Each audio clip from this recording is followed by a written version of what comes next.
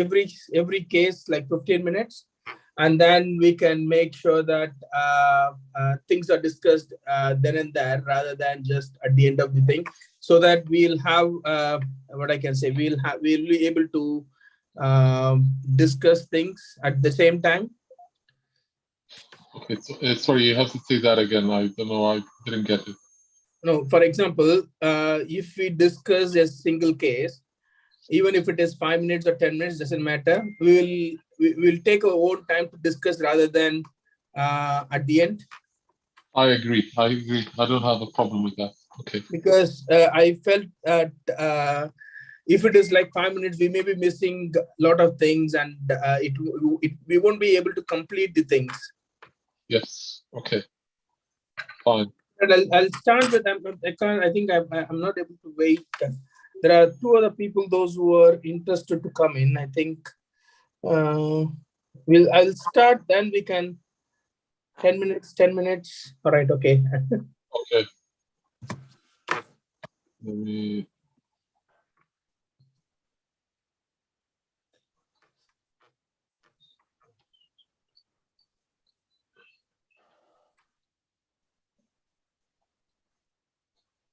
Some of these might be a bit too complicated, but we'll do them anyway.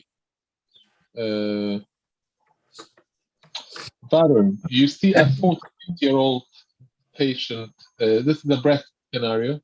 You see a 48-year-old lady who's been recalled from screening. They have found a 15 millimeter spiculated lesion in the right breast at 7 o'clock position. Okay. The mammography report says it's an M4. What does that mean? Okay. So how does the radiologist, I think after the focused examination of this patient, focus examination, and getting more history from I think more history from the patient regarding the breast lump, previous breast history, previous biopsies. Is there any other conditions like all the breast history, like discharge, lump, any other lumps, present lumps, and all these things, past medical history, past surgical history, regarding the obs and gynae history, menstrual periods, and all these things. The radiology, after a quick examination of both the breast and axilla, this looks like the mammogram it looks like more of a malignant feature of the breast with M4 and 15 mm spiculated lesion in the right breast at 7 o'clock position. Reveals that it could be a carcinoma picture, but however, if the BIRATS is M4, it is suspicious of malignancy rather than confirmed malignancy. So it is better to get a guided ultrasound of the breast and the axilla of both the breast and axilla, and proceed with a true cut biopsy of the lesion, ultrasound guided lesion, and pick up rate on screening mammogram. Not sure about what exactly is the pickup rate of the screening mammogram. And breast screening age extension is like, I think this is from 50 years of age. Every 3 years they do a mammography. Okay, thank you very much, Baron. What do we mean by BIRAT? It's an abbreviation. It doesn't matter. Go on. It stands for breast imaging reporting and data system. It's M4. You were right. It means this is suspicious. It's not 100% confirmed malignancy. You need to be more focused in your answers. When they want you to take history and examinations, they will let you know. They will say, what do you want to do? They would say 48-year-old female presented with a 15 millimeter or presented with a breast lump. What's next? They would ask the question in that way. You don't need to go into screening. She, for example, she had a family history and she gets yearly mammogram from 40. That's why she's getting mammogram at the age of 48. Maybe that's for example. So you don't need to go into age extension trial because anything extra you say it might get you into trouble. You're absolutely right. Ultrasound, focus, breast and axilla, and TrueCut or co-biopsy. So what is the pickup rate on a screen mammogram? So screening mammogram, about 4% picks up an abnormality. This is either abnormal calcification or abnormal or a kind of distortion or a lump. Okay. And 25% of those turns out to be cancer. So 1%. Okay. So I've written the answers here a while ago. Okay. Okay. So this is from ages ago.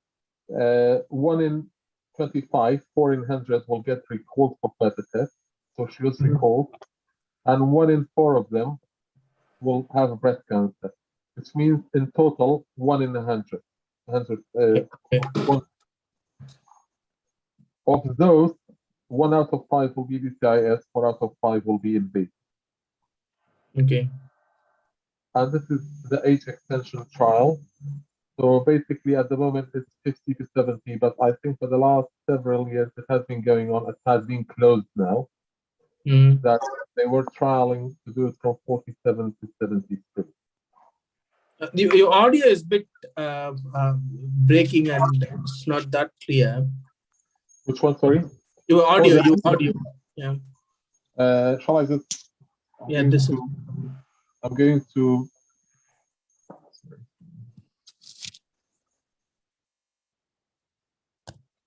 Change it to the computer.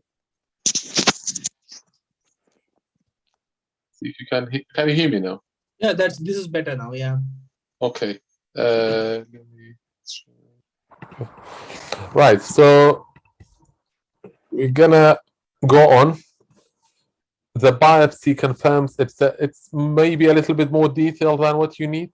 I think I initially prepared this for breast. No, this is fine. This is fine. So it's grade 3 biopsy, grade 3 tumor with intraductal carcinoma with ER 7 out of 8, PR 7 out of 8, and HER2 awaited fish pending. With what does this IG means? So basically, you just need to be careful of what you say. Grade 3 invasive ductal cancer, invasive ductal, not intraductal cancer. Intraductal means DCIS. Okay. Okay. Intermediate grade IG. All right. So this looks like ER hormone receptor positive tumor with awaiting HER2 pending, and intermediate grade ductal carcinoma in situ. So there are two things going hand in hand. One is invasive ductal carcinoma, and the other one is intermediate grade DCIS.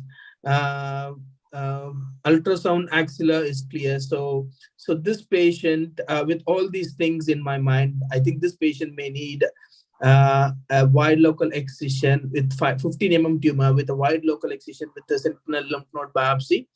That would be the management plan at present, and that would be my approach.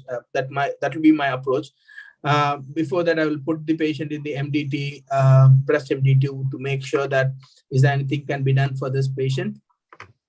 Well, ER is estrogen receptor positive. HER2 is human epithelial receptor. I think human epithelial receptor 2 positive. Fish is fluorescent immunocyte hybrid. Oh my God, in situ hybridization. Yes. I think human epidermal growth factor receptor. Okay. 2. Fish is, as you said, fluorescent immuno something. Hybridization. Hybridization, and if HER2 is negative, then there is no role for trastuzumab, and there is another one including trastuzumab. Yeah, and the bra size is 36 dd, high BMI, non-smoker. So if the bra size is 36 dd, it means this patient can definitely go for a wide local excision with a high BMI. And she's a non-smoker, so she is a bit less riskier, her risk factor is a bit less. What is this ANC? Okay, so her friend is with her in clinic, and she's saying, you suggested wide local excision and sentinel node biopsy. She's saying, why just a biopsy? Oh, she's asking you, why just a biopsy? My friend had clearance when she had breast cancer. Oh, So how are this you going to patient. answer that? Okay, so this is actually node clearance, ANC. So this patient has got right-sided invasive ductal carcinoma, which is less than 4 centimeter, so that is so. In other words, there's a quite good indication for wide local excision in this patient, like no axillary lymph node present on the ultrasound, and the lesion is less than 4 centimeter, and the lesion is hormone receptor positive with 15 diameter, and these are the reason why this patient needs wide local excision rather than a mastectomy or clearance, axonal node clearance. Okay. Okay. So feedback to you. Maybe it's a little bit. Am I muted? Oh, okay. Maybe it's a little bit out of your comfort zone. It doesn't matter. The important thing is you have a good knowledge about breast surgery. You just need to be more focused, probably better than most GI candidates. But you just need to be more focused. Don't care about the size. If she has ultrasound negative axilla, she's going to go for sentinel node biopsy, even if she has a 10 centimeter cancer. Okay. Unless she has inflammatory breast cancer. Okay. Inflammatory breast cancer, the lymphatics will be disrupted, so sentinel node biopsy is not reliable anymore. Everyone gets clearance. Okay. So these are the main answers to this question. What are the ultrasound findings of suspicious lymph nodes if the cortex was more than 3 millimeters and irregular, round, absence of hilum, increased size? Okay. So how would you proceed? You break bad news, you inform breast kinesis, you add the patient to the MDT, you wait for the outcome of the FISH before you do surgery. The FISH comes back as negative. What does that mean? Maybe it's a bit too much for you. Again, I'm sorry if it's too much. HER2 positivity is graded as 1+, 2+, 3+. Okay. If it is 2+, sorry, if it is 3+, it means it's HER2 positive. If it is 2+, everyone gets FISH testing, or in some areas it is done as DISH testing, DISH. Okay. Not fluorescent. What's the D stand for? I can't remember now. Or CISH test, CISH, chromogenic in situ hybridization, or fluorescent in situ hybridization. All right. Okay. But the bottom line is this clarifies whether HER2 is negative or not. It will just it's an equivocal result. So what if it is HER2 1+? 1+ means negative. Okay, 1+ is negative, 2+ is intermediate. So these patient needs FISH, CISH, DISH, whatever, and 3+ is positive. There is no need for any further investigation. Any further testing. Exactly. Okay. Surgery, as you said, it's good. It's a good size. She has a big breast, 15 millimeter only. She can have wide level excision, a sentinel node biopsy. What's estrogen receptor? It's an intranuclear receptor. As a rule, back to your basic science, all steroid receptors are intranuclear. Okay. And estrogen is a steroid hormone. All right. Okay. All estrogen receptors are intranuclear. HER2 receptor is in the cell wall. Okay. Human epidermal growth factor 2, a tyrosine kinase protein on all epidermal cells. Okay, it is present on all epidermal cells. Everyone has HER2, but it's usually a monomer. It's on its own. Okay. When it becomes 2, it stimulates proliferation. Okay. Normally a monomer. It is overexpressed in about 15 to 25% of breast cancers. etc., etc. You don't need the trials. Shall we move on to Sanjay? Hello, Sanjay. Good evening. Hi, good evening. I'm just going to ask you, if you don't mind, the last question. When you asked why sort of wide local excision, why not mastectomy? That was the question. Can I answer like that? The short-term survival, long-term survival, and all the local recurrences are same with the wide local excision. So for the cosmetic purpose and the imaging, there is no advantage of going for mastectomy or axillary clearance. That's why you were doing exactly. There are newer data suggesting that breast conservation therapy, BCT, which means combination of breast conservation surgery plus radiotherapy, is superior to mastectomy in terms of survival and local recurrence. Okay, superior. But at least equal, if not superior. But the question here was just about the axilla. Why having clearance and why having sentinel node biopsy and not clearance? It's the answer is clear. If the axilla preoperatively is negative clinically and on ultrasound, then everyone gets sentinel node biopsy and not a clearance anymore. Okay. All right. So you were going to move on. Yeah. Sanjay, take me through. This is not important for you. I don't think it's important. No, I think we can do it. No problem. Okay. If it's sentinel node, how are we going to do the sentinel node biopsy? so What are the option for sentinel node biopsy is Varun, it's Sanjay's turn now. Oh, okay. Okay, sentinel node biopsy. So after proper counseling of the patient beforehand in the theater, it's usually done with the blue dye and some radioisotope. Excellent.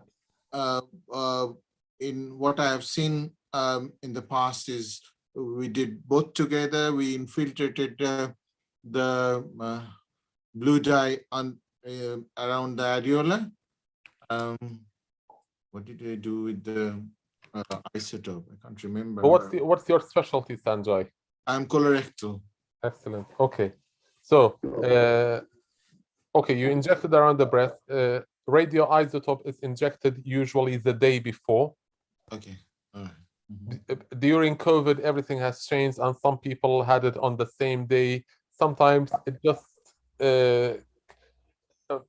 creates some erroneous noises when you inject it on the same day. But I've worked in the hospitals where they inject on the table exactly like blue dye, and they say that they don't have a problem. So it doesn't matter. Both of them injected intradermally into the lymphatics, subdermally into the lymphatics. You can inject both of them at the same time, meaning one blue dye and then at the same time, wait 5-10 minutes, massage the breast, and then you can do your procedure. Is this injecting the periareola? Say that again, Varun. Is it technetium-99 albumin or something? Yes. Technetium-99 colloid, yes. Yeah, okay. And also we inject in the periareolar region. Yes. Wherever the tumor is. Yes. Okay. All right. Just sorry to stop you. Is it around the tumor or is it around the periolar region? It's at the moment, I think everywhere in UK we inject around the areola. Okay, it doesn't matter whether the tumor is in the right upper quadrant or lower quadrant. Doesn't matter. No. So it is standard that we inject around the areola. Yes. All right. Okay. And after injection, we wait for a few minutes. Is it 5 minutes? Is it? And then we use the Geiger counter to localize where is the maximum uptake. What is it called? It's a gamma probe. Gamma probe. Okay. Okay. Probe. So, right. You've done the procedure and you've taken 2 lymph nodes. The final histology comes back as 21 millimeter cancer, so it's a little bit bigger than what you think, but it's fully excised. Everything is done. The sentinel node biopsy, one of them is involved with macrometastasis. Okay. Anything else? What are you going to do? I have to think about having radiotherapy, endocrine therapy, and chemotherapy options are there for postoperative management afterwards. The patient will need radiotherapy to the breast. Yes. I think she will need radiotherapy to the axilla as well, because this is a macrometastasis. I'm not absolutely sure. Okay, fine. And This is you're absolutely right. She's going to get radiotherapy. There's a very famous trial in the US. It's called Z11. They said up to 2 lymph nodes involved with cancer. After sentinel lymph node biopsy, you don't need to do clearance. There is a lot of limitations of the trial. However, it's widely practiced in the States, and most centers in the UK, we still practice it. Basically, after breast conservation surgery, because everyone gets radiotherapy anyway, they just increase the field of radiation and include the level 1 of the axilla. okay. That's why most of the time they don't need to go back to clearance. Okay. But she still wants axillary node clearance. So she's adamant from the clinic that she wanted clearance by the sound of it. Can you tell me what are the important points that you're going to discuss in the consent process for the clearance? During the consent process, of course, I'll follow the principles, Montgomery principles, and she has chosen to go for the axillary clearance. So that would be regarding the complications. I will explain, apart from the general complication like infection, bleeding, clots in the legs, lungs, and aesthetic problems. But the specific procedure complication will be chances of injury to the nerve, which can hamper his shoulder movements and movement of the shoulder, which could be less the shoulders could be less active, and also there would be chances of lymphedema when she can get the swelling of the arm because of the lymph node dissection. What else? Okay, so as you said, general complications is a good general and specific complications. Lymphedema, absolutely right. Up to 25 to 30, 35, up to 40% can get lymphedema, some sort of lymphedema after axillary clearance in the long term. Nerve injury, you can be a little bit more specific. You can talk about winging of scapula, which is long thoracic nerve. You can talk about injury to the LD pedicle, thoracodorsal nerve. And the most important nerve injury is intercostal brachial nerve, which can lead to change in sensation, numbness, paresthesia in the upper inner arm. Okay. Let me see the fine. So this is not okay. So we're going to go. Who wants to go next? Can we go to? Okay, let's see. Goran, I think there are Sendil is there. Sendil, do you want to go ahead, Sendil? Sorry. Hi. Hello. Okay, Can Sandro. you see me? Fine. Yeah. I will go at the risk of my limited knowledge as a hepatobiliary surgeon. Okay. Hi, Senthil. You see this patient, a 72-year-old lady comes in with a left breast lump at 5 o'clock position and the nipple areola complex. So obviously my first impression, my main concern in this is I'll have to rule out malignancy. On that basis, apart from routine history regarding this lump onset, duration, progression, Socrates features, I would like to examine the breast lump, mainly with assessment to the size and involvement by the sound, if it looks like it's under nipple areola complex. So I would assess the size of the lump and obviously mobility features which would be suspicious for malignancy. And I would be keen to, apart from clinical examination, do an ultrasound and of both the breast as well as the axilla, and consider biopsy to assess further. Okay, any other imaging? Did you say ultrasound only? Yeah, I said ultra plus mammography, sorry. Okay, fine. So you do ultrasound, and just hit them in the beginning, just say triple assessment. That's it. Triple assessment. So I'll do Right. explain it, but just say I would start by doing triple assessment. So so you've done that, and the biopsy confirmed what you can see. She's got lymph node positive and she's HER2 positive. How's HER2 measured? It's again, I don't think you would be asked about that. I'm not sure, apart from what you mentioned in the previous talk Yes, about. No, I'll just repeat it. HER2 is measured as 1+, 2+, and 3+. 1+ is negative, 2+ is indeterminate or indefinite. So we have to go ahead with FISH, fluorescent immuno in situ hybridization.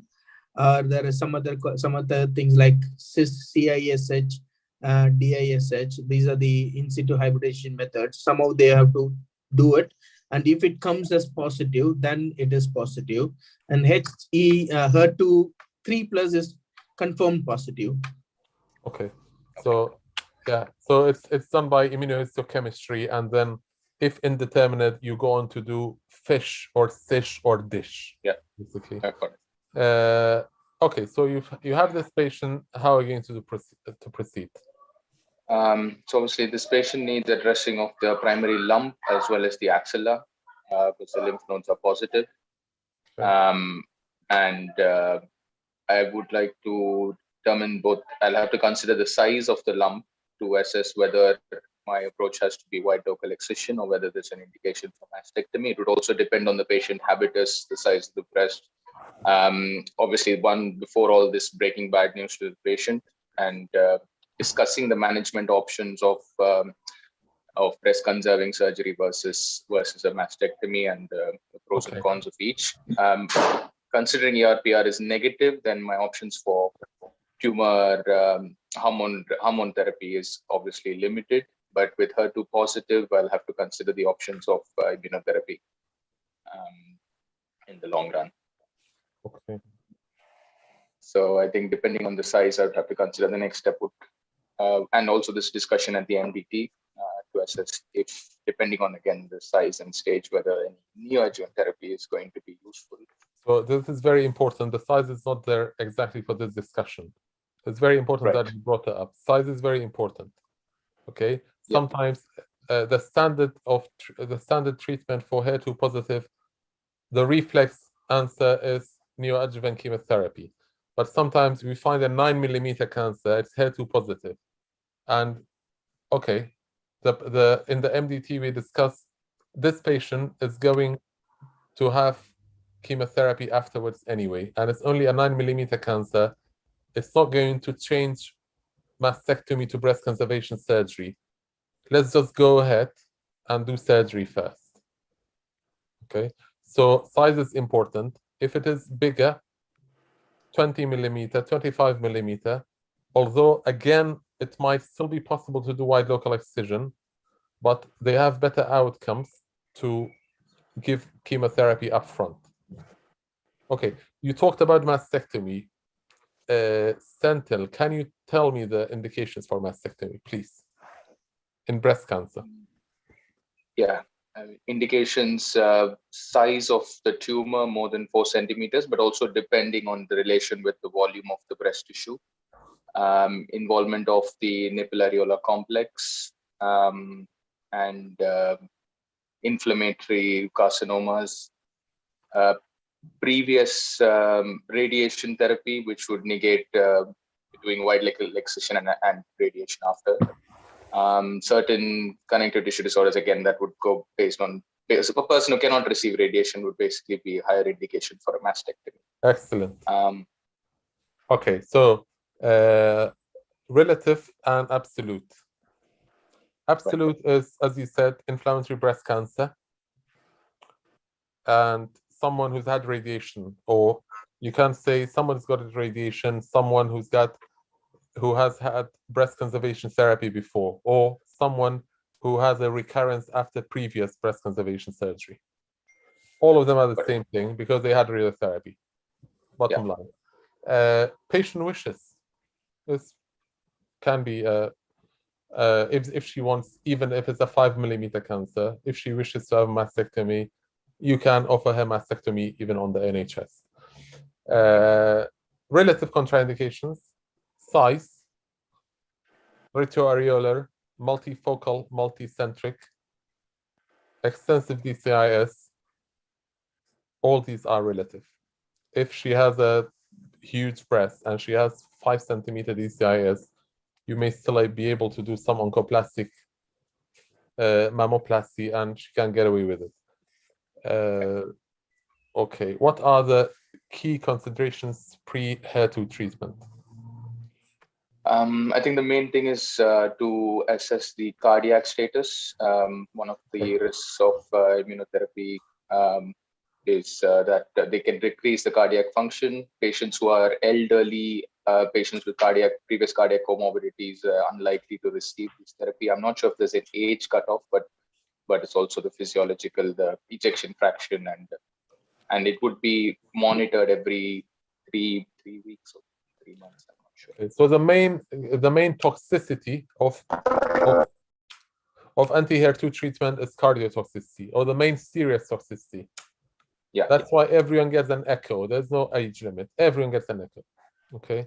Everyone gets an echo at baseline.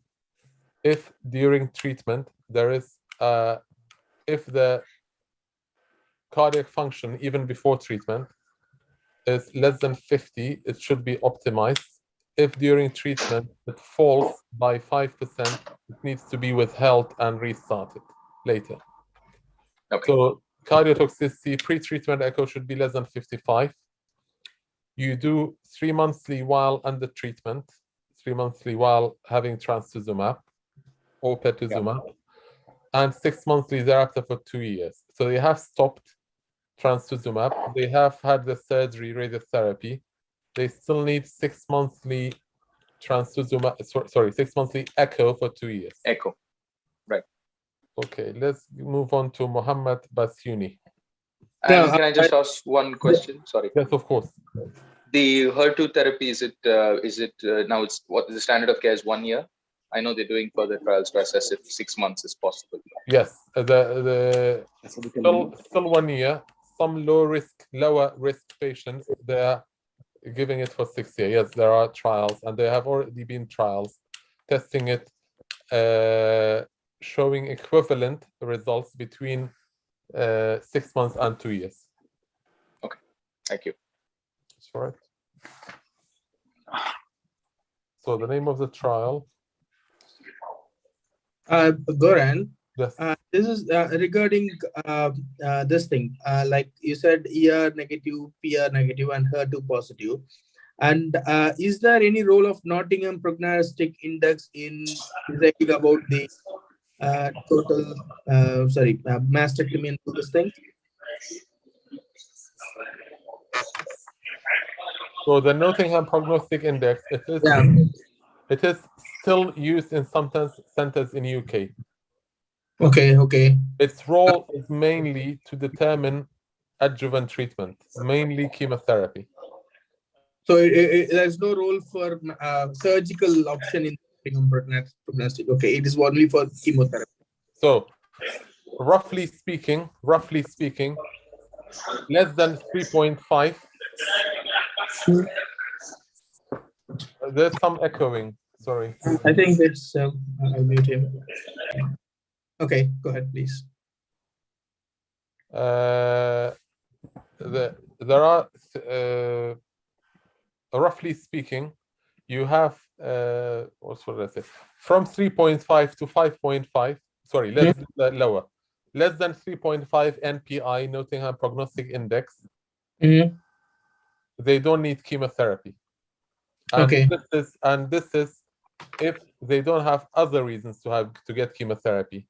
which means if they are triple negative, if they are HER2 positive, there's no point in doing Nottingham Prognostic Index to determine the need for chemotherapy.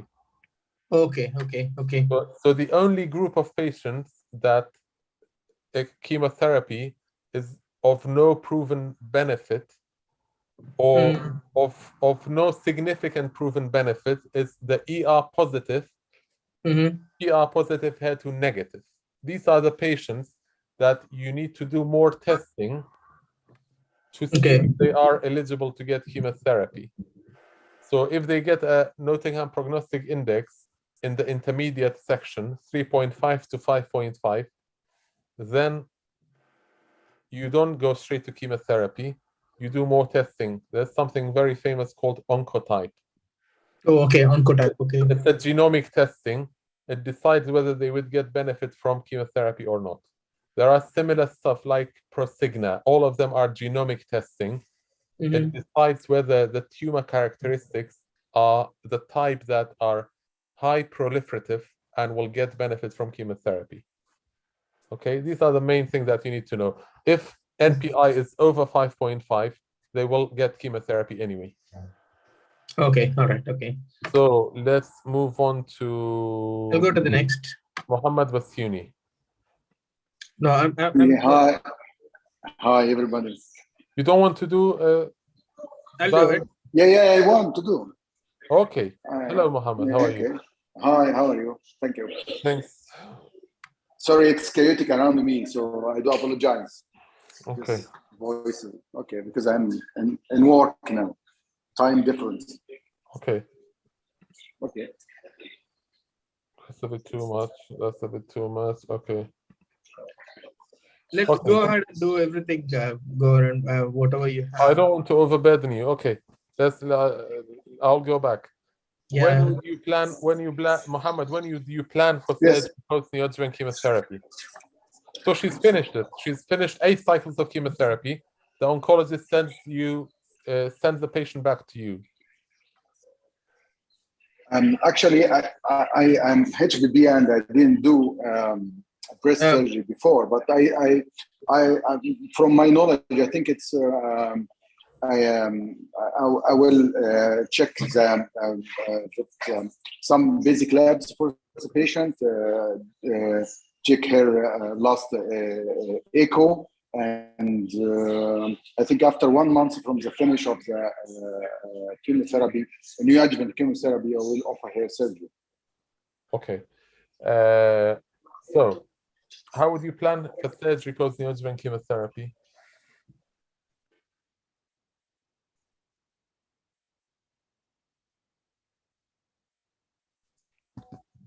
Sorry.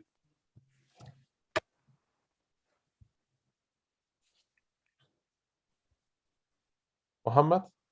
I think he has left. So after neoadjuvant therapy, I think the plan will be to stage the disease again, to look for the decrease or increase in size of the things, including CT TAP, CT chest abdominal pelvis, and the ultrasound to make sure that is there any metastasis, or is there any progression of the disease after the neoadjuvant chemotherapy, and plan for the depending on the size of the tumor, size of the axillary nodes, we have to plan accordingly. The same protocol again applies if the tumor is less than 4 centimeter, if there is no nodes or plus or minus more than 2 nodes in the axilla, we have to plan for it. If it is less than 4 centimeter, go ahead again for a wide local excision with breast conservation surgery with whole breast irradiation or radiotherapy for the whole breast. And if it is if we plan for mastectomy with sentinel lymph node biopsy and plus or minus axillary node clearance. So options. The most important thing that you need to know, I haven't asked here, but the most important thing, or maybe it's part of the question, anyone who goes down the route of neoadjuvant chemotherapy, they should get a marker in the breast, because sometimes after neoadjuvant chemotherapy, the cancer disappears. Okay. So it is one of the important prerequisites or one of the important steps in the process before going down the line of chemotherapy. So you have to make sure that the marker coil and it can be targeted. For example, it has become 12 millimeter. The 12 millimeter may not be palpable anymore. So they may need to put a wire next to the marker. Okay. Is there any specific metal type like titanium clips or something like that, or is it can be anything? Honestly, I don't know, but it is radio opaque. Radio opaque. Okay. All right. Okay. Okay. So and it is visible on ultrasound as well.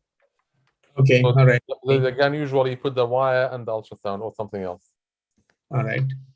Okay. So the breast clip is So Baron jumped on my question because I'm okay. Okay. Let me ask you this question, Mohammed. okay. Yes. This patient was okay. Let's go. That's Are you aware of any pathological grading of pathological complete response? If you don't know it, it's not a problem. No, I don't know. It's okay. This is again a little bit too much for you. So that's what she has. Final histology.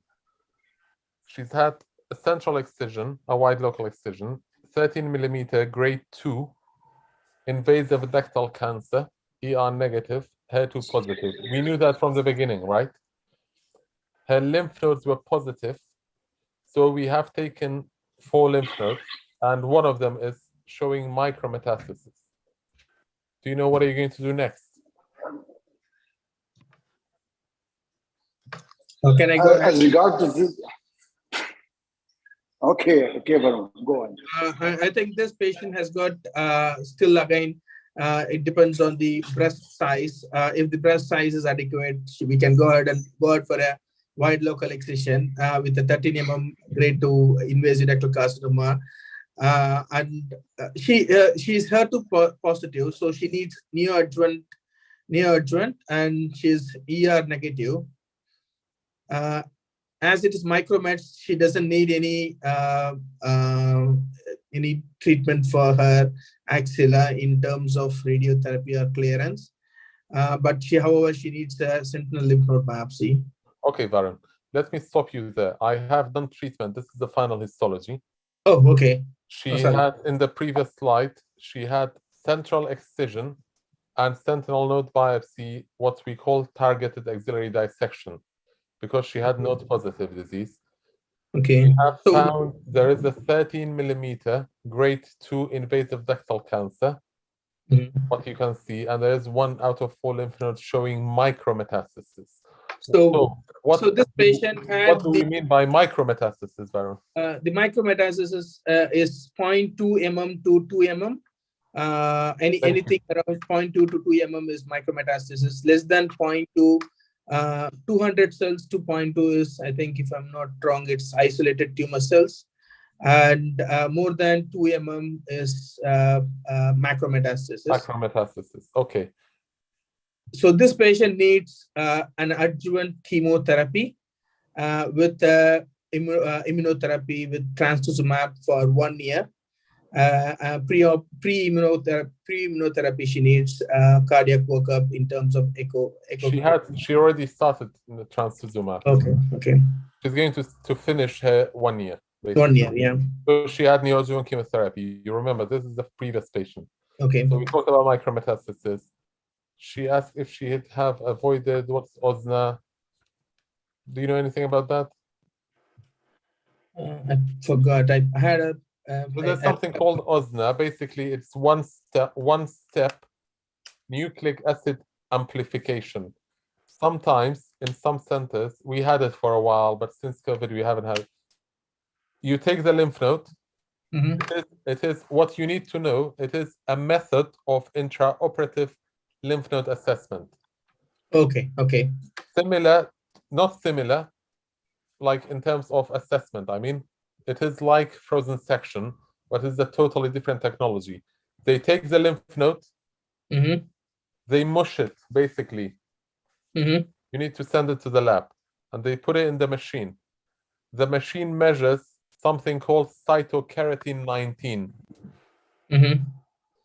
Cytokeratin 19, it's not present in lymphatic cells. It's only present in epithelial cells. Okay. So if there is cytokeratin 19, it means that it is positive, and you go ahead and do clearance before closing the patient. Okay. So basically, what is it? Who is it done for? If someone is a screen detected cancer, 5 millimeter cancer, lymph node negative on ultrasound, on clinical examination negative, you don't do OSNA for these people because they are low risk. Okay. It's only a 5 millimeter cancer. She didn't have a lump. It was picked up on a mammogram. Someone who has a 30 millimeter cancer, 3 centimeters, clinically negative, ultrasound negative, but you suspect that she might have lymph node positive, then it's reasonable to do OSNA because she might get away by doing a clearance on the same session. So this is perioperative node assessment for Intraoperative node assessment for nodal metastasis or not. Yes, it decides whether sentinel node biopsy is enough or you want to do a clearance. What is this? OSNA stands for single stage nucleic acid. One step One step. nucleic acid amplification. Okay, all right, okay. After axillary clearance, what treatment does she need? She doesn't need any treatment as the whole of the nodes are cleared up. I don't think she needs not her lymph nodes. What other treatment does she need in general? In general, she needs adjuvant chemotherapy in terms of chemotherapy alone, because this patient is ER/PR negative and she is HER2 positive. So she needs adjuvant chemotherapy. If I'm not wrong, it's I think with trastuzumab too. Yeah, with trastuzumab. I don't remember the chemotherapy therapeutical agent now. I think it is AC, adriamycin, and cisplatin, if I'm not wrong. Okay, so treatment that she needs, this lady, you said, okay, first of all, just it's okay to take 10 seconds to gather your thoughts, first of all. Just think, this patient, she has a breast cancer, and always think of breast cancer patients as treatment of axilla, treatment of breast. Treatment of breast, she had wide local excision, so she would still need radiotherapy. Yeah. Okay. Treatment of axilla, she had clearance. What else you can give her? That's it. That's it. There's no need for anything else. There's no need. Yeah, there's no need for any Okay. What systemic treatment she would need to complete her HER2 treatment, and that is it. Okay. So what about chemotherapy? There's no option. There's no need for chemotherapy for adjuvant chemotherapy for this patient. She had chemotherapy up front. That's it. Okay. So there is no need for any adjuvant. So it's neoadjuvant and that's it. There's no role for adjuvant here. Okay. And always say, I might forget, always say, rediscuss in MDT, discuss with oncologist, but most probably this lady will need this and that. Okay. Okay. It just makes you aware that you're going by the rules. Okay. Okay, can we go back to Sanjay now? Shall we go ahead with Sakib? Do you want to go ahead? I can do. Who's that? Sakib. Yeah. Hello, Sakib. Is it Sabah Sakib or Sakib? Sakib. So you see a 41-year-old lady with a left breast lump, 3.6 centimeter at 9 o'clock position.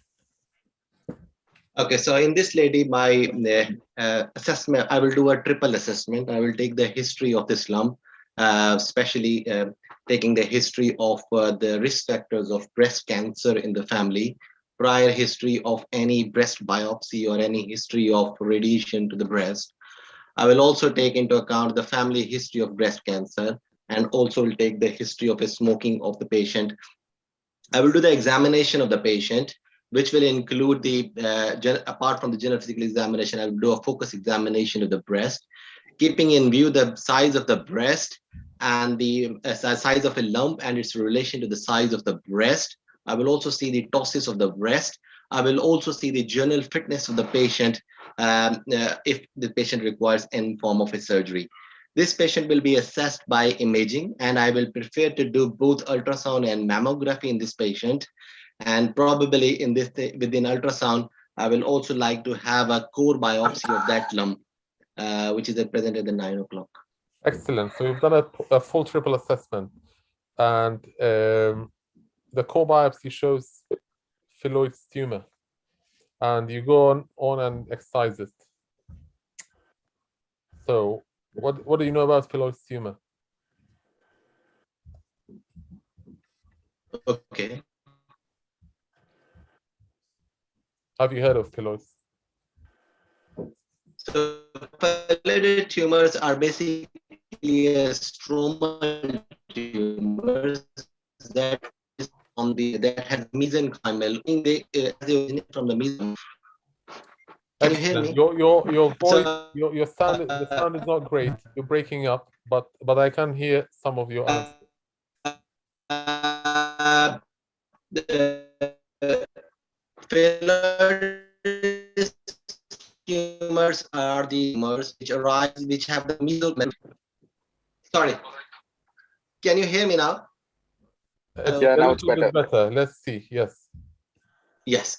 So the phylloid tumors basically are the stromal tumors that originate from that have a mesenchymal region, and it has 3 different variants, which sometimes some phylloid tumors are benign in nature, some are intermediate, and some have a malignant potential. Being a stromal tumors, they have a 0 propensity to go to the lymph nodes, and the axillary issue is a less question in the phylloid tumors. Okay.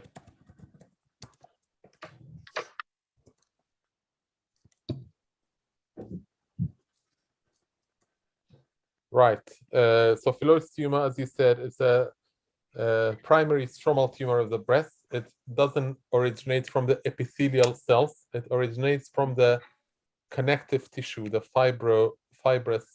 fibroconnective tissue of the breast. It is basically of 3 pathologic grades: intermediate, benign, and malignant. About 85% are benign, and as long as it is cleared with 1 to 2 millimeter margin, there's no need to do any more. The other 15% are borderline or malignant. Sorry, it's not called intermediate, it's called borderline. The borderline is and malignant. We would like to see at least about 1 centimeter margin. In terms of auxiliary treatment, they don't need any auxiliary treatment because they behave like sarcomas. They do not go to the lymph nodes, and they would not need radiotherapy afterwards. Right.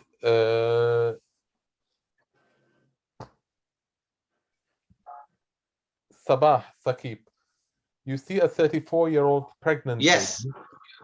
You see a 34-year-old pregnant lady who is 18 weeks pregnant with a 2 centimeter lump in the left breast. Clinically, it feels very suspicious, and you give it a P5. How are you going to proceed? So I will break the bad news in middle of the pregnancy. Of course, that this lump is suspicious to me on the imaging.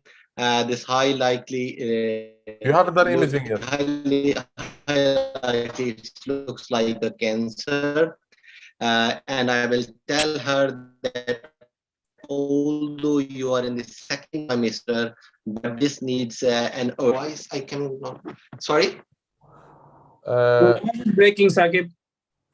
You're breaking up off. Okay, let's ask Senthil. Hi again. Okay. So you see a 34-year-old lady, pregnant. Yeah. It's not what's written on the screen, sorry. Yeah. 18 weeks pregnant. She has a 2-centimeter lump in the left breast, and it's quite suspicious. You give it a P5. Okay. How are you going to proceed? So start with a detailed assessment of the patient in terms of history, family history, previous such lumps. To a clinical examination, and 3, an ultrasound of the breast. I don't think a mammography is possible in this situation, so we have to go with an ultrasound. Look at ultrasound features of breast, and you mentioned it's P5, right? So obviously my concern here is for a tumor, in which case I have to before even breaking the bad news, possibly get my team involved, get the breast CNS involved. This is a difficult situation when you have a pregnant patient and you're suspecting malignancy. In terms of further assessment, I'm not sure, but I think we're okay to do I'm not sure about the next, whether MRI of the breast is okay or not. So you started off well. So triple assessment, you requested an ultrasound and a core biopsy. The core biopsy, usually if ultrasound shows something that looks like cancer, you can do mammogram during pregnancy. You just shield the abdomen. It's an option, but it's not like non-pregnant people. You don't do it in everyone. Fine. You do an ultrasound. If it's highly suspicious, then you shield abdomen and do a mammogram. Okay. Because mammogram. And does that depend on age as well? Yes, obviously. But she's only 34. But at any age, if we pick up a breast cancer, even if they are 25, we do a mammogram. Okay, fine. Otherwise, if it's for investigations of symptoms, we don't do it before 40. Yes, okay. In terms of MRI in pregnancy, you brought up MRI. It's not entirely safe. Okay. Because the gadolinium is not safe. Okay. Not because of the MRI. So it's usually not recommended and not done during pregnancy. Okay. And for investigation of a breast lump, non-contrast MRI is not very useful. Okay. It's usually done for investigation of implant rupture, etc. Okay. So this lady, she has a core biopsy, and it turns out that she has a 20 millimeter, as you felt it, grade 3 triple negative breast cancer. How are you going to proceed? Okay. I think the first step would be discussion in a multidisciplinary meeting. Excellent. My concerns here would be triple negative. Naturally, my concerns here, first of all, it is malignancy. So it is the one, the patient has to be carefully counseled regarding further management steps. And 2, because it's triple negative, the prognosis is definitely worse than having ERPR positive tumors. The options going further, considering she's in the 2nd trimester, it would be safely possible for surgery. Of course, this has to be carefully thought of in terms of all the risks involved, in terms of even the anesthesia. And after that, I think we'll have to proceed with considering the options for chemotherapy as well as radiation. The timing of this has to be, radiation obviously not possible until she completes her pregnancy. Chemotherapy can be given, I think, other than taxanes, you can give the normal regimen in 2nd trimester if it's indicated. I'm not sure. And obviously there's no role for hormone therapy over here, unfortunately. The other thing would be just surgery and then wait and watch for the completion of the pregnancy, and then either reconsider the options of chemotherapy after. Okay.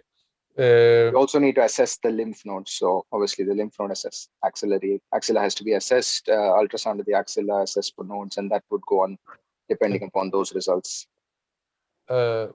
Excellent. Anything else?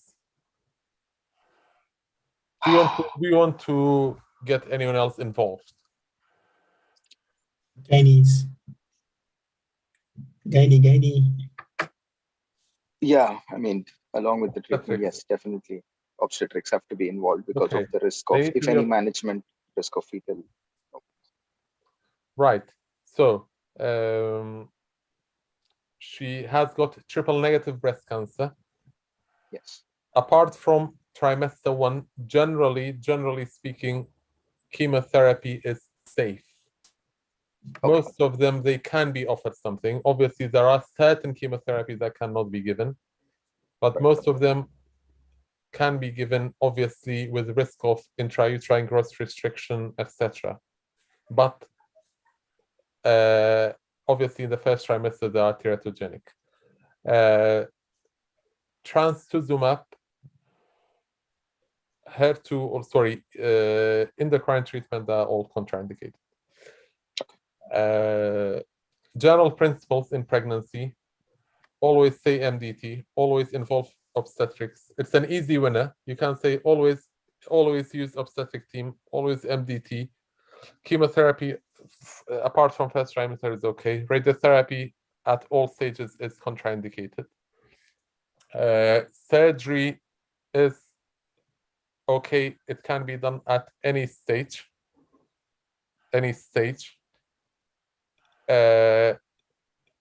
Do not discuss termination of pregnancy from the get-go. You can, the general trend is to treat pregnant lady as non-pregnant lady. So unless you've exhausted all the options or she asks for termination, don't bring it up. Or if it's a very high risk, and then you can say, obviously, at the end that, okay, you can have chemotherapy and then you can have surgery and radiotherapy after birth. For example, in this patient, she's 18 weeks. By the time you do your planning, she can have 8 cycles of chemotherapy, and then you can do surgery in the 3rd trimester, and then plan radiotherapy postpartum. It's not always that easy. Some people have a HER2 positive cancer, and it's a high aggressive cancer and it's not positive. You can't give them anti-HER2. So you can say, okay, I can do mastectomy, I can do wide local excision, I can do mastectomy, and the other option is you can discuss termination of pregnancy, and then she can have all the treatments as usual as anyone else.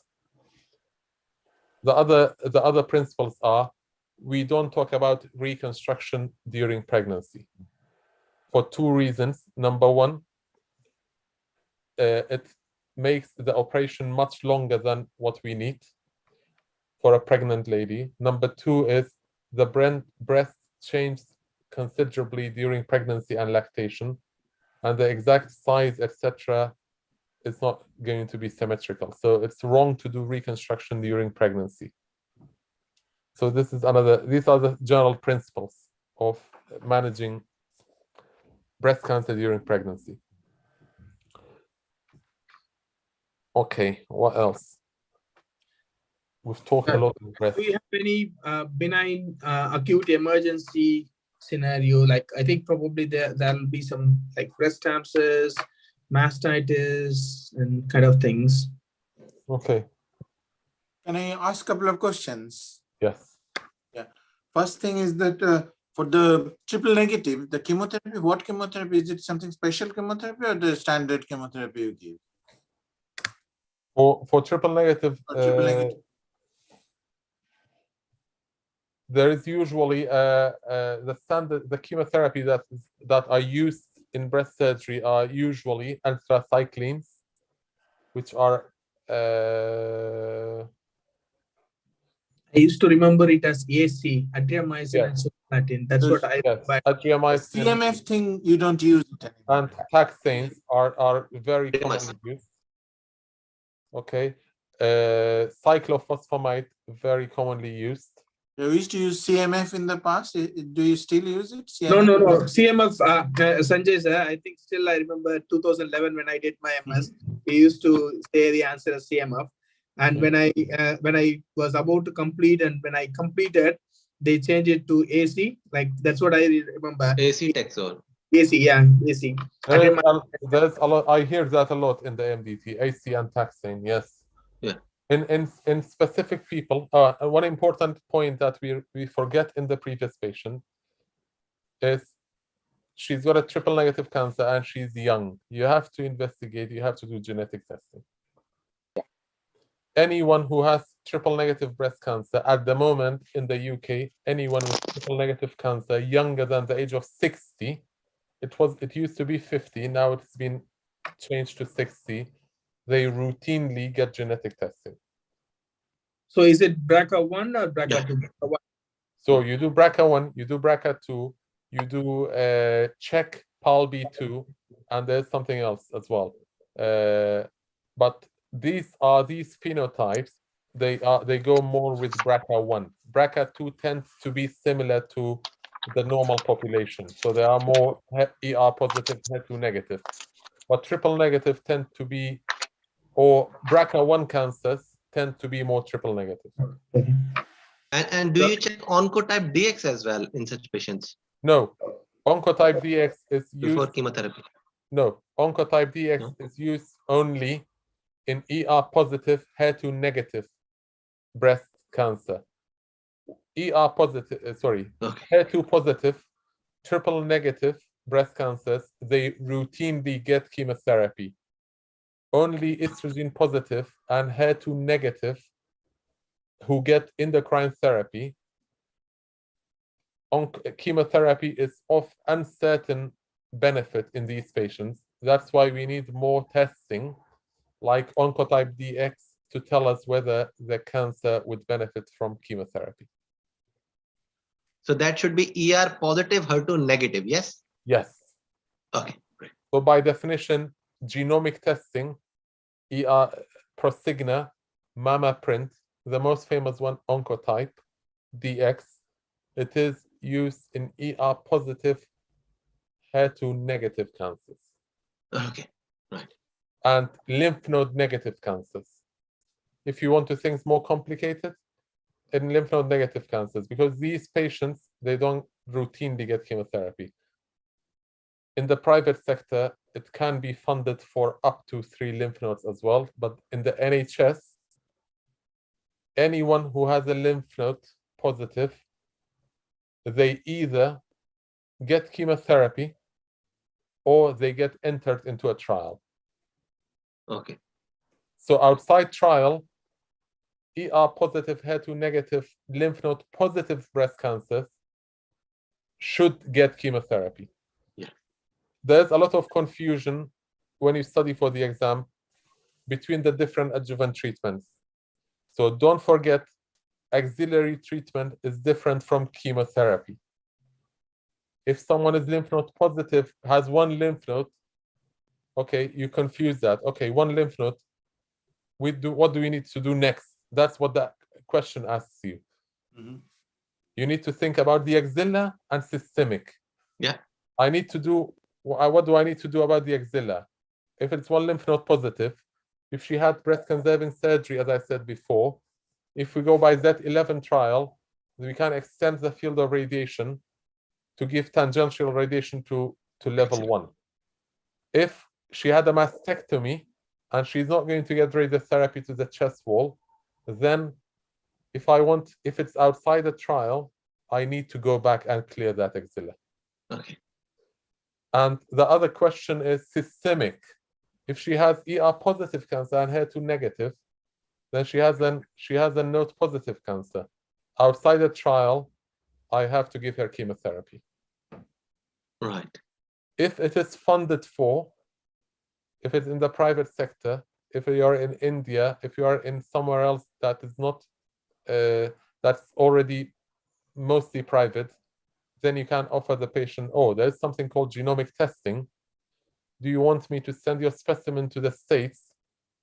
And it will tell us whether we you benefit from chemotherapy or not, and then the patient can decide. So Right, for any, thank so for any lymph node positive, we can mention about chemo, yeah? Any lymph node positive, yes. Okay, all right. The other question. That's a blanket term with Yeah. a lot of stuff Yeah, in between. And Goran, whenever the option of chemo opens, then this oncotype DX plays a role in order to see the effectiveness of the chemo. Oncotype DX is only for decision regarding chemotherapy. Brilliant. It is the decision to make for chemotherapy, not the effectiveness of chemotherapy. Am I right? And you have to say adjuvant chemotherapy. Yes. Adjuvant. Adjuvant. It is That the you are decision that is asking- made after surgery. Yeah, it is not for effectiveness of chemotherapy. It is to decide about the chemotherapy, decide about the adjuvant chemotherapy. Yeah, effectiveness means whether the patient will be benefited with the chemotherapy or not. That's what I mean. Okay, okay. So basically what it tells you, it measures 21 genes on the cancer, on the specimen. It tells you whether this cancer, it gives you a score basically. It's called RS, recurrence score. If the RS is less than 25, then chemotherapy is of low benefit. The risks and the disadvantages outweigh the benefits. If it is 26 and above, then you discuss chemotherapy with the patient and you say, okay, you have a high recurrence score. We think based on your genomic testing, the benefit of chemotherapy is better, outweighs the risks. So it's up to the patient. Obviously, everything is up to the patient. We have a lot of patients who declines chemotherapy, a lot of patients. Goran, on a softer note, like what are the pre-investigations, investigations prior to the chemotherapy apart from echo? Is there any other investigation, routine investigation? Yes, so it depends. Most hospitals, anyone who gets down the neoadjuvant chemotherapy route gets staging. Okay. Okay, and someone asked in the group about when do you do staging? So can anyone answer me that question? When do you do staging for breast cancer? I think it's initially when the patient has got, if the patient is screened, if it is a screening positive, when the patient comes to the clinical examination, and then after the triple assessment, when the patient is put in the MDT, they are staged. Also, do we do a routine CT tap for this? Sorry. What I meant is which patients get staging scans, not staging T1N, 2, etc. Locally advanced, 2B. Clinically positive. Okay, so Stage 2B. Sorry, Varun, which one gets chemotherapy? Sorry, staging scans? Locally advanced tumor. In other words, advanced. stage 2B, more than T3, node positive, recurrent tumors, inflammatory tumors, Okay. high grade tumors like G3 invasive with more than 40 mm. Okay. So T3 and above, Yeah. T3 and T4. What do you mean by T3? T3 means more than 5 centimeters. Okay. T4 means any size invading chest wall or skin. Mm. So you can say inflammatory breast cancer as a T4 cancer from the get-go. Yeah. Because it's invading the skin lymphatics. Mm. Okay, so T4, T3, formally, according to the Royal College of Radiologists recommendations, up to 3 lymph nodes positive, you don't need to do staging. Okay. Okay, but I think when you said node positive cancers, I would say yes, that's a good answer. Okay. Okay. What else? Recurrence, did you say? Excellent. I think you covered most of them. So these are the main things. Sorry, Goran. What do we do for the staging? Is it CT? CT tab. So, CT chest or thorax, abdomen, and pelvis.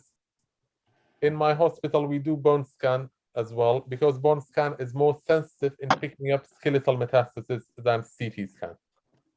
The CT cap and bone scan. Yeah.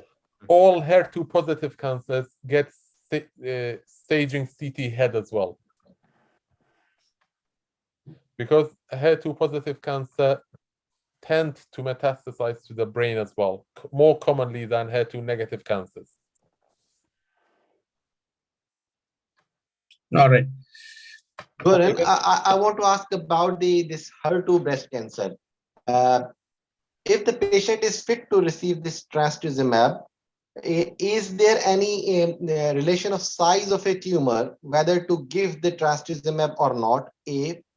Whether there is a role of pertuzumab, we attach this pertuzumab with trastuzumab or not, in all cases or not, and the role of trastuzumab is a neoadjuvant therapy. These are the 3 points that always confuses me. If you can highlight. Are you a breast candidate? No, I'm not a breast candidate. No one is breast candidate here. That's a bit too much for you. So the question, I'm not completely sure that I know all the answers, but this is the following. Depends on whether they are fit to have chemotherapy or not. Yes. All HER2 positive breast cancer get trastuzumab, but the thing is, trastuzumab is not funded to be given on its own. It has to be given with other chemotherapy. So the patient has to be fit for chemotherapy to get anti-HER2 treatment. That's the first step. Okay.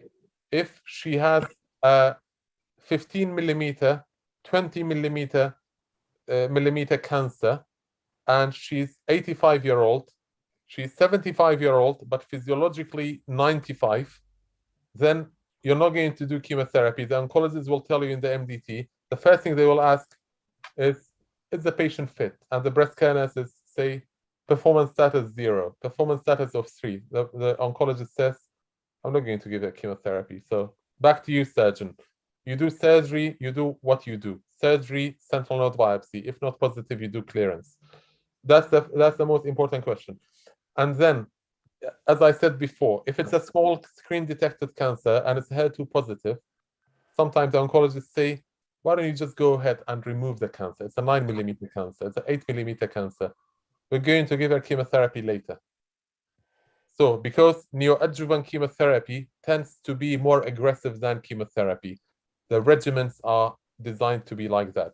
So if someone is going to, if it's not going to change the decision about BCS, mastectomy to BCS, you would rather give it afterwards. Number 3, pertuzumab at the moment, according to NICE guidelines, is also given in addition to trastuzumab in not positive HER2 positive cancers and HER2 positive cancers larger than 2 centimeters. Okay. I hope this answers your question. There are other anti-HER2 treatments called lapatinib, neratinib. At the moment, the NICE recommendations are a little bit vague, and they are mostly reserved for metastatic setting because they tend to cross blood-brain barrier, but Herceptin does not cross blood-brain barrier. So it's not good for brain mets. Right. So attached to it, the last question was that the trastuzumab in the neoadjuvant setting. Yes. Yes, you can give it the neoadjuvant setting. They can, when they finish the cycles, they go ahead and have surgery, and then they can continue the trastuzumab afterwards. So, Goran, if I'm not wrong, what you say is trastuzumab or targeted therapy is started as a neoadjuvant. As soon as the biopsy is proven to say that it is HER2 positive, we start it. And on the way, when the patient is having trastuzumab or pertuzumab or whatever, the patient gets surgery. And post-surgery, when the 1 year duration is completed, we stop the trastuzumab. Am I right? Yes. So if they are HER2 positive and if they are already having neoadjuvant chemotherapy, they will have trastuzumab pre-op. Then it is stopped, obviously. You plan your surgery within 4 weeks after completion. The most oncologists send you back the patient in the penultimate cycle. So the cycle before the last, they send you the patient for you to plan your surgery. You make sure there is a clip. You make sure they need a wire, etc. If you need any more imaging, you ask for it, and you assess the patient whether they can get away with the breast conservation, and then they will have their ultimate cycle or the final cycle, and then trastuzumab is put on hold. Everything is stopped. They have finished their chemotherapy. You go ahead and do your surgery. Then they do trastuzumab, and then completion of trastuzumab. Any approximate duration, like 6 weeks, 4 weeks between the last cycle and the surgery? So it is 4 weeks. You have to plan within 4 to 6 weeks. Yes. 4 to 6 weeks. Okay. So this is, I think, this holds good for even the colorectal, isn't it? 6 weeks. 4 to 6 weeks is the standard time for even for rectal cancers, and not for rectal cancers, like other cancers as well. Yes. Rectal cancer, if I'm not wrong, they do it in 1 or 2 weeks, if I'm not wrong, after the short-term chemorad. After the short-term chemorad, the rectal cancer, I think if I'm not wrong, they go ahead and do it in a week time. If it is a long-term chemorad for rectal cancers, they go ahead and do it in 4 to 6 weeks time. No, it's changed. So the short course radiotherapy that comprises of a 25-day radiation for 5 fractions, that is either need to be given within the 5 days of surgery. If it is not, then the Stockholm trial has shown that defer it for 4 to 6 weeks and then give them. So either give them within either the surgery needs to be done on the 7th day, 6th day, or it has to be postponed to 4 weeks. 4 weeks. For the long course chemoradiotherapy, there is now enough evidence to delay it to 8 to 12 weeks now. Okay, so for exam purpose, it's 4 to 6 weeks is the best answer. Yeah. So Gaurav, the trastuzumab or the if the patient has a locally advanced breast cancer and you have to give the neoadjuvant chemotherapy to either downstage or downsize the tumor in order to conserve the breast, the regimen that I understand is that the chemo is must. If HER2 is positive, you can add the trastuzumab as well. Yes. Am I right? Sorry, what was the beginning of the question? So my question is that if the patient has a locally advanced breast cancer and you want to downstage the tumor, yes, you want to downsize the tumor, it means that the chemotherapy, the traditional chemotherapy, which is acetaxol, is must. Trastuzumab, you can add with it. Yes. Yeah. Okay. Yes. All right. Shall we go ahead and do some benign breast diseases, acute A&E kind of? May I ask a question? 2 or 3, yeah. Yes. It's me, Mohammed. So I'm doing HPV. So is it mandatory for me to know all these details about breast cancer? No, that's the reason I think probably you'll have some sessions, some Viva questions regarding the benign, and even you can have malignancy, but there'll be 1 or 2 topics definitely as a general. But I think it was a very valid question. If Goran, you can reply this question. Being a colorectal candidate or HPV candidate, how much we need to expect that the breast? No, I don't think this will be extensive like what we discuss here. But this is just a completion sake kind of thing. No, I because I feel bad now, because I feel that if I got a breast case with all of these details, I won't say anything. So let me tell you. Obviously, shall we go ahead and do some small cases like? Varun, can we have a words of Goran on this topic, please? This question that how much being a HPV or colorectal. Yes, I would like to answer that now.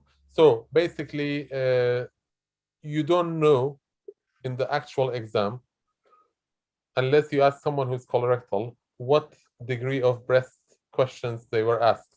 Okay. Because you sit on your own. It's not, you don't have anyone else. You sit on your own in each station. But I have done alpine course, for example. They were asked about indications for mastectomy that I asked, indications for staging.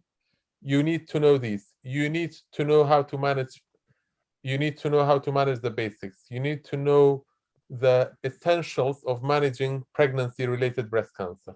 As I said, involving obstetrician early, etc., etc. Okay, you may not need to know the nitty-gritty, but you need to know the principles. Muhammad Basuni, you can't say I'm HPB. This is F4. Just say I know. It's not my. Just say, okay. I will start by doing triple assessment, etc., Yes. etc. Oh, I am Yes. not. I am not. And then at some stage you can say, it is not my specialty of interest, but or you can say this is another way of saying I am HPB. It's not my Yeah. specialty of interest, but I will try. I will start by doing the principles of triple assessment, etc., etc., doing a core biopsy, and I will refer, something like that. Ask to the. So the we principles are sorry, triple sorry, assessment. interrupt you. I All can cancers, sorry. all cancers, from top, from head to toe. Always say MDT. Always. Okay. That's why. So I can say I will refer the patient to breast consultant, and I know they will do 1, 2, 3, 4 and things like this. Yes, because, yes, yes, you yes. know. Yes. Okay. So, did you want to do some benign? Okay, so Varun, let's go to Varun. Yes, please. You see a 47-year-old lady in the breast clinic who's come in with a unilateral blood-stained nipple discharge. Okay, so I will. She's got a nipple discharge. On the way to the A&E, I'll think of A&E, no A&E. You've seen her in clinic, mate. Okay, so I'll get a focused history regarding the nipple discharge. Is triple it assessment? nipple? Triple assessment. Sorry. Triple assessment. Yeah, triple assessment in terms of history, examination, and imaging. In terms of history, I will also have a look at her risks of malignancies in terms of what kind of nipple discharge, bloody. Is it from multiple openings, or is it from one single opening? Otherwise, any lumps in the breast, any lumps in the axilla. Past history of pregnancy, breastfeeding, any history suggestive, any risks of for malignancy. Is she on any blood thinners? Get a focused examination of both the breast, any lumps underneath the nipple areolar complex, any lesion in the nipple areolar complex, axillary examination. Okay, so you've done all this. What do we mean by triple assessment, Baron? Clinical examination, imaging, and pathology. So Okay. in the clinical examination, That's it. Clinical history, history and examination, imaging, and pathological assessment. Okay, so you've seen this lady. What are the important questions in the history that you want to know about the nipple discharge? Specific to the nipple discharge, nothing systemic. smoking, Okay. specific to like multiple nipple discharge or single discharge, any lumps in the axilla, any lumps in the breast, any previous biopsies, any previous imaging, history of oral contraceptives, any pregnancy history, history of pregnancy. Fine. So I said systemic. I said nothing systemic.